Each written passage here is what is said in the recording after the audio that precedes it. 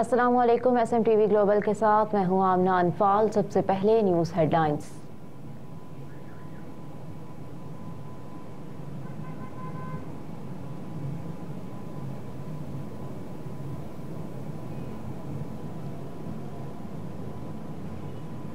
तौहीन अदालत case, PTI की दरखास्त पर इलेक्शन कमीशन को नोटिस जारी। इलेक्शन कमीशन की जानिब से अदालती हुक्म के बावजूद पार्टी सर्टिफिकेट वेबसाइट पर जारी न करने के मामले पर PTI ने तौहीन अदालत की दरखास्त दायर की थी, जिस पर समाअत पेशावर हाई कोर्ट के जस्टिस शकील अहमद और जस्टिस वकार अहमद पर मुश्तमिल 2 रुकनी बेंच ने की।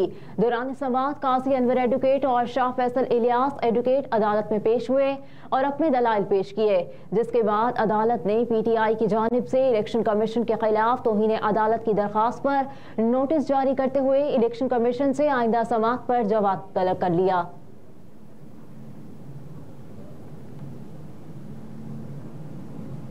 बल्ले का निशान बहाली के खिलाफ केस, PTI वकील का इलेक्शन कमीशन की अपील पर एतराज। काजी फाइज ईसा की सरबराही में 3 रुकनी बेंच समाअत कर रहा है। जस्टिस मोहम्मद अली मजहर और जस्टिस मुसर्रत हिलाली बेंच में शामिल।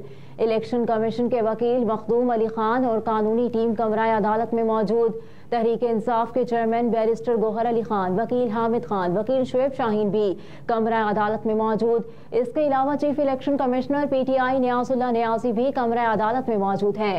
PTI वकील हामिद खान ने पेशावर हाई कोर्ट का फैसला अदालत में पढ़कर सुनाया।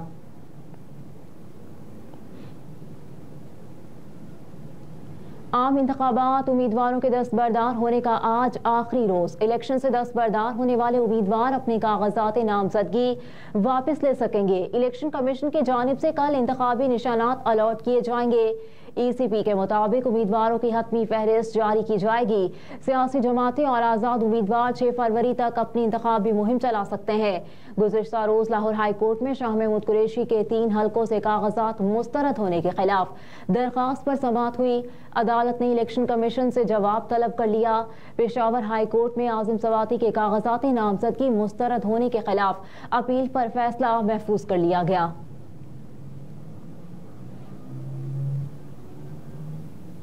नैब अब सरकारी अफसरान के खिलाफ बराह रास्त कार्रवाई नहीं कर सकेगा। नैब को वसूल होने वाली सरकारी अफसरान के खिलाफ शिकायत पहले स्क्रूटनी कमेटी को भेजी जाएगी।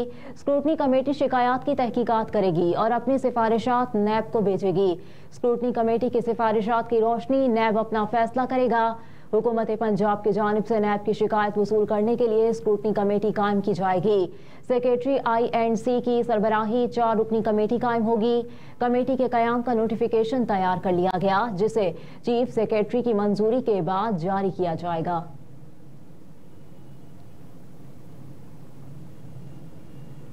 रावलपिंडी में मुबैना पुलिस मुकाबला, 4 डाकू हलाक। पुलिस के मुताबिक रुपये का इशारा करने पर डकैतों ने फायरिंग कर दी। जवाबी कार्रवाई में 4 डाकू हलाक हो गए। मुलजिमान से पुलिस की यूनिफॉर्म भी बरामद हुई। पुलिस का कहना है कि डकैत वारदातों के दौरान पुलिस यूनिफॉर्म इस्तेमाल करते थे। मुलजिमान ने हाल ही में कनाडा से आने वाले एक शहरी के साथ भी वारदात की।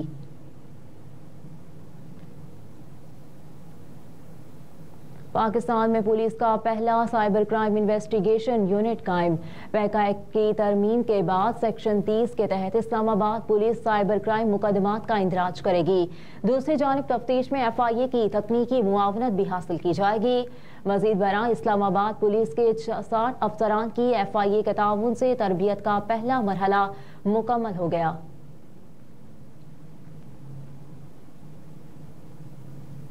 अस्करी क़यादत, निगरान हुकूमत की हिदायत, बिजली चोरी के खिलाफ क्रैकडाउन का सिलसिला जारी।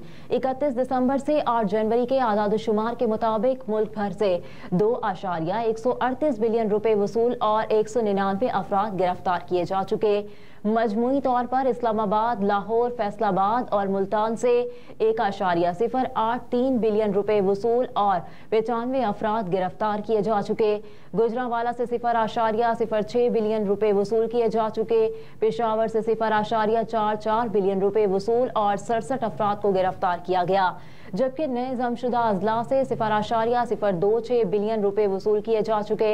हैदराबाद और सत्तर से मजमूई तौर पर 37 अफराद गिरफ्तार और 0.451 बिलियन रुपए वसूल किए जा चुके।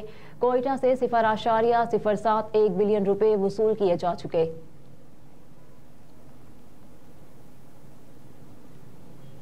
ANF की कार्रवाइयां, 57 किलोग्राम मनशियात बरामद, 10 मुलजिमान गिरफ्तार। गुज़िश्ता रोज 6 कार्रवाइयों के दौरान 57 किलो मनशियात बरामद करके 10 मुलजिमान को गिरफ्तार कर लिया गया। बहरीन इस्लामाबाद एयरपोर्ट पर बजरिया परवाज नंबर के 613 जाने वाले मुसाफिर से 2.3 किलो आइस बरामद की गई। बादशाह खान के जरिए दोहा जाने वाली खान एयरपोर्ट पर परवाज नंबर QR 601 मुसाफिर से 1.40 किलो आइस बरामद कर ली गई। इस्लामाबाद एयरपोर्ट पर मुसाफिर के पेट से 51 हेरोइन भरे कैप्सूल्स बरामद कर लिए गए। मुलजिम परवाज नंबर PK 257 के जरिए शारजा के लिए रवाना हो रहा था। GT रोड पब्बी के करीब 45 किलो हेरोइन बरामद करके 2 अफगान बाशिंदे गिरफ्तार कर लिए गए।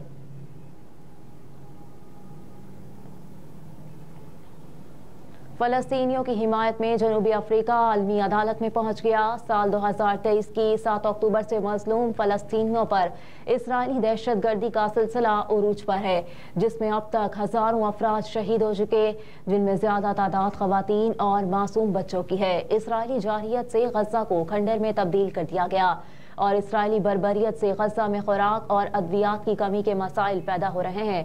इसराइल गजा में नस्लकुशी कर रहा है, जिस पर मजलूम फलस्तीनियों की हिमायत के लिए जनूबी अफ्रीका ने आलमी अदालत इंसाफ से रुजू किया है। नीदरलैंड्स के शहर दी हैग में वाक़ आलमी अदालत इंसाफ में गुज़िश्ता रोज गजा में इसराइली जारहियत के खिलाफ समाअत हुई, जिसमें जनूबी अफ्रीका ने दलाइल दिए। जनूबी अफ्रीका की जानिब से दलाइल में कहा गया कि गजा में 3 महीने में 23,000 फलस्तीनी शहरी कत्ल किए गए, जिसमें 70% बच्चे और खवातीन हैं। नौज़ायदा बच्चों को भी नहीं छोड़ा गया।